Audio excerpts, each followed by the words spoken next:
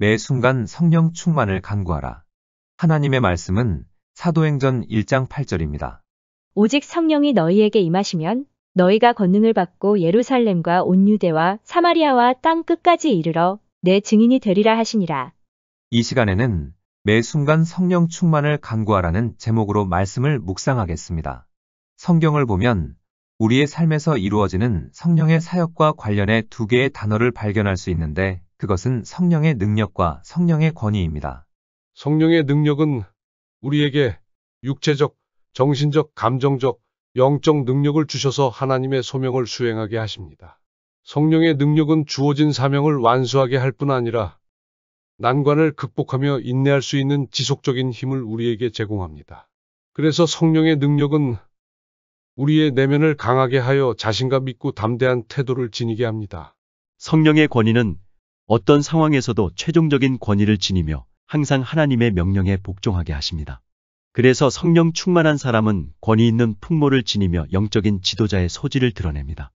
영적 리더십은 단체를 이끄는 리더십으로 표출될 수도 있고 그렇지 않을 수도 있습니다.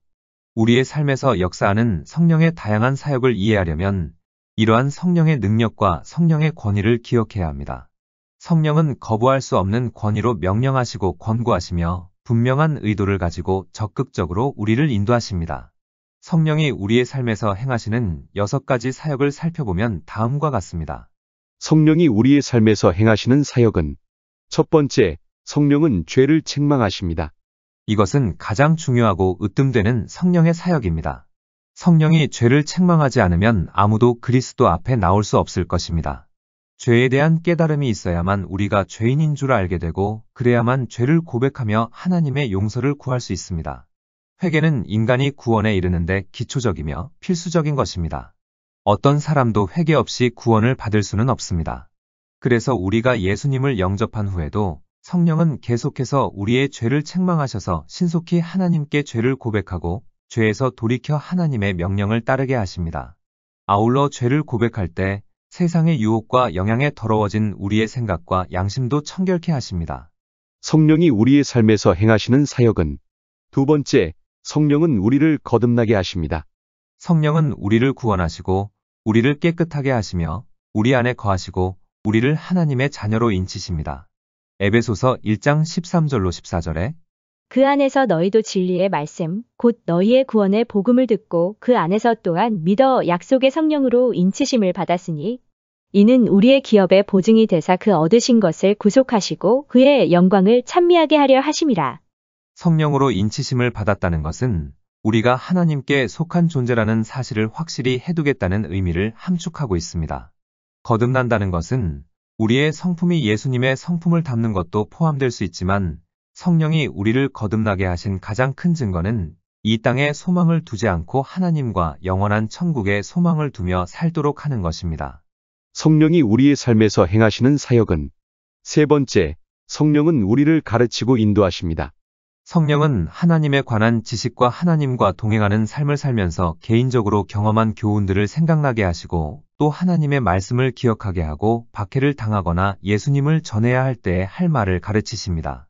뿐만 아니라 우리를 모든 진리 가운데로 인도하시며 성경의 의미를 깨달아 삶에 적용할 수 있게 하십니다.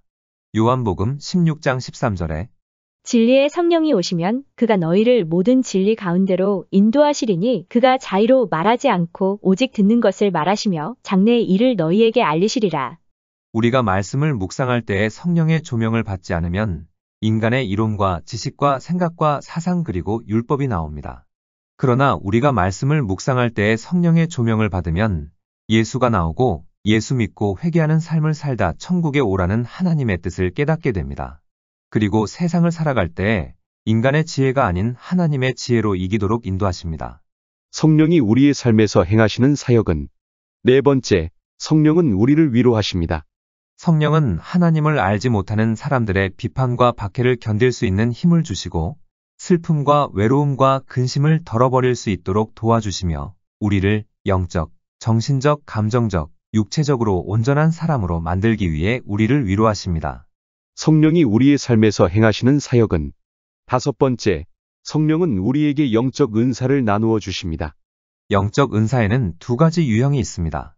영적 은사는 첫째, 사역의 은사입니다. 성령은 우리에게 사역의 은사를 주어 다른 사람들을 섬기게 하십니다.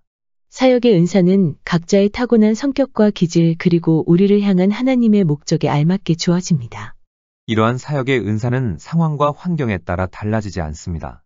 로마서 12장 6절로 8절에 우리에게 주신 은혜대로 받은 은사가 각각 다르니 혹 예언이면 믿음의 분수대로, 혹 섬기는 일이면 섬기는 일로, 혹 가르치는 자면 가르치는 일로, 혹 권위하는 자면 권위하는 일로, 구제하는 자는 성실함으로, 다스리는 자는 부지런함으로, 긍휼을 베푸는 자는 즐거움으로 할 것이니라.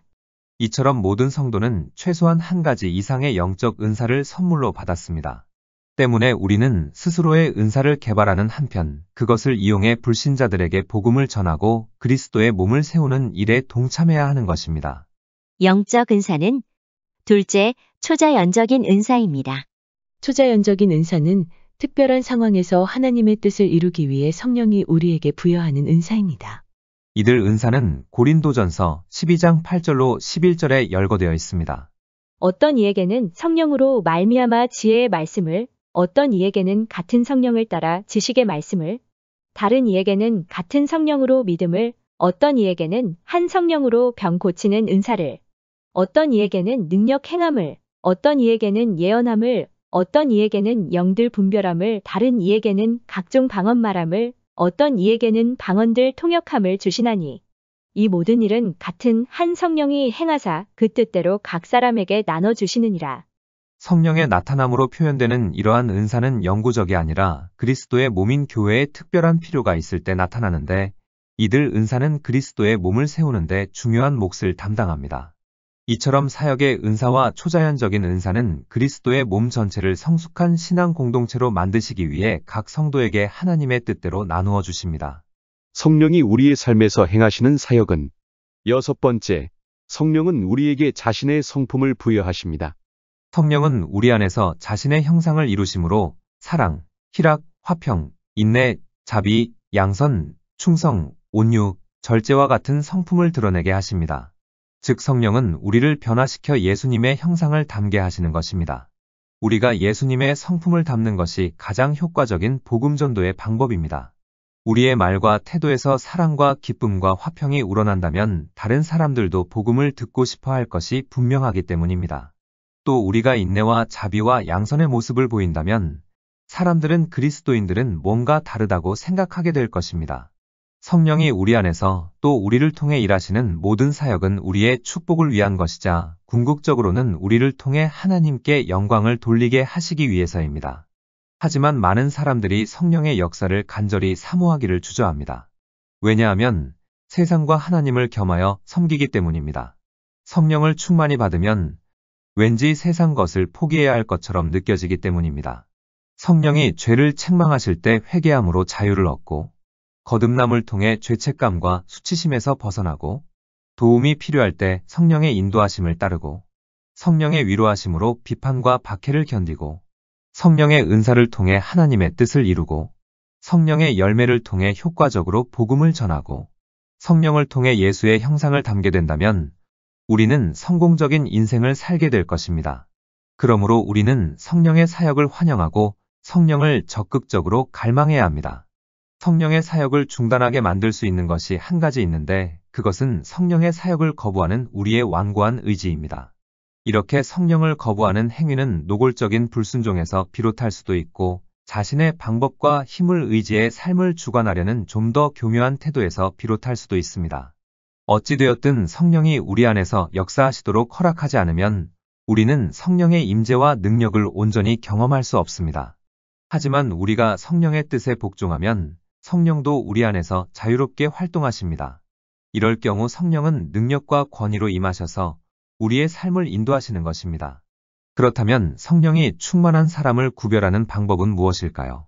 성경은 성령이 충만한 성도, 즉 성령의 인도를 받는 성도의 표징을 크게 세 가지로 언급합니다.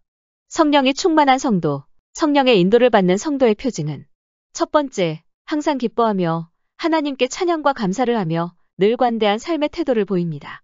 성령의 인도를 받는 성도는 하나님의 일에 열심을 냅니다. 사도 바울은 에베소서 5장 19절로 20절에서 성령 충만한 성도의 경우 시와 찬미와 신령한 노래들로 서로 화답하며 너희의 마음으로 주께 노래하며 찬송하며 범사에 우리 주 예수 그리스도의 이름으로 항상 아버지 하나님께 감사하는 삶을 산다고 했습니다. 그래서 성령이 충만한 사람은 기쁨, 찬양, 감사가 넘쳐 흐르지 않을 수 없는 것입니다. 그리고 성령 충만한 사람은 다른 사람을 대할 때 관대합니다. 성령이 충만한 성도, 성령의 인도를 받는 성도의 표징은 두 번째, 하나님을 경외함으로 서로에게 복종합니다. 에베소서 5장 21절에 그리스도를 경외함으로 피차 복종하라. 성령이 충만한 사람은 하나님과 이웃에 대한 사랑이 흘러넘치며 자기 자신과 다른 사람들의 삶에 역사하시는 하나님을 신뢰하며 자기를 주장하기보다는 다른 사람을 배려하게 됩니다. 하나님은 물론 다른 사람 앞에서도 겸손한 태도를 취하는 것입니다. 그렇다고 해서 성령이 충만한 사람이 악한 일이나 박해 앞에서 무력한 태도를 취하거나 비굴하게 군다는 것은 아닙니다. 오히려 그 반대입니다. 성령이 충만한 사람은 다른 성도들에게 복종함으로써 하나님이 교회에 부어주기 기뻐하시는 은사들로 인한 축복을 향유합니다. 그래서 성령이 충만한 사람은 하나님에 의해 양육되며 소중한 존재로 여김을 받기에 하나님께서 모든 배려와 보화를 아끼지 않으시는 것입니다. 성령이 충만한 사람은 다른 성도들과 더불어 하나님의 일을 행하며 헌신적인 삶을 살면서 믿음이 더욱 확고해지고 성품이 더욱 강해집니다. 서로가 피차 복종하는 것은 연약함의 상징이 아니라 오히려 강해지는 비결입니다. 성령이 충만한 성도, 성령의 인도를 받는 성도의 표징은 세 번째, 복음을 전하려는 열정이 뜨겁고 다른 성도들의 덕을 세우는 일에 기꺼이 헌신합니다. 성령이 충만한 사람은 투철한 소명의식과 성령의 감동을 느낄 때마다 열심히 능동적으로 그리스도를 전파합니다. 다른 사람이 구원받아 변화된 삶을 살게 되기를 간절히 바라기 때문입니다.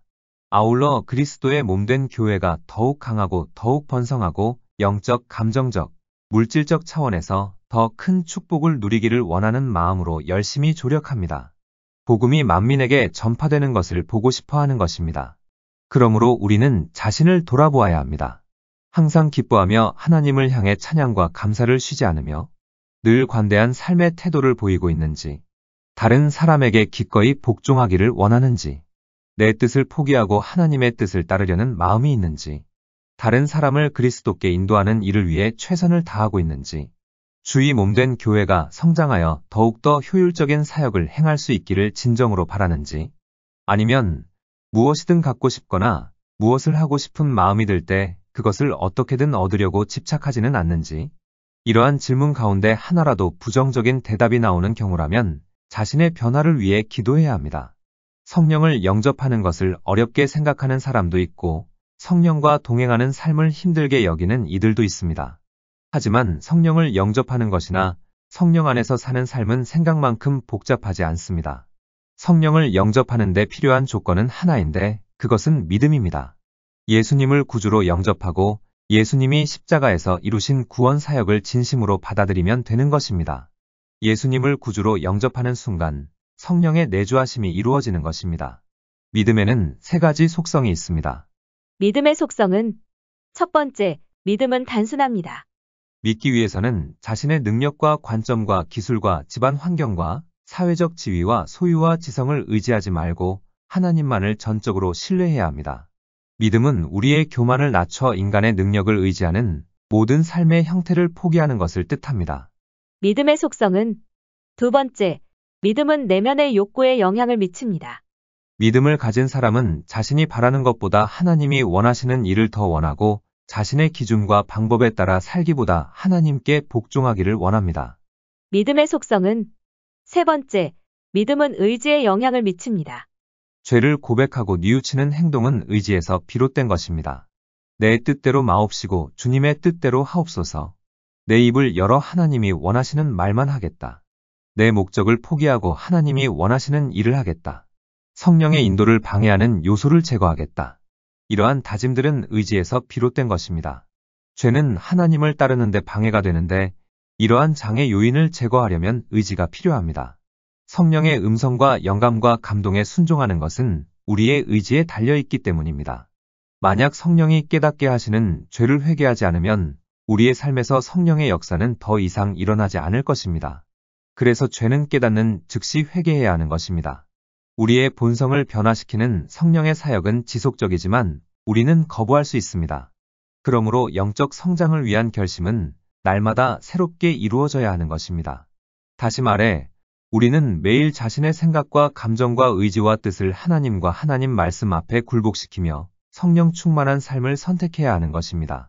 성령은 우리가 자신의 관점으로 일을 처리하는 것에서 벗어나 하나님의 관점으로 살아가도록 인도하시고 보호하시기 때문입니다.